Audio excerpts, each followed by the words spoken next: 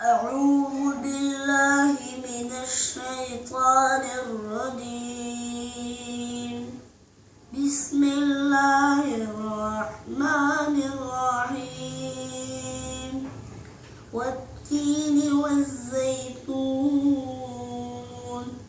وطور سينين وهذا البلد الأمين.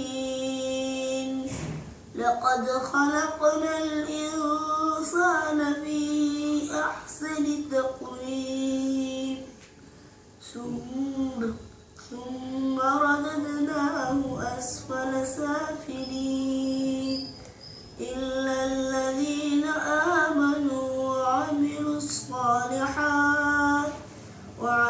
الصالحات فلهم أجر غير ممنون.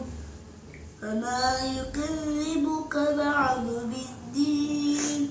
أليس الله بأحكم الحاكمين؟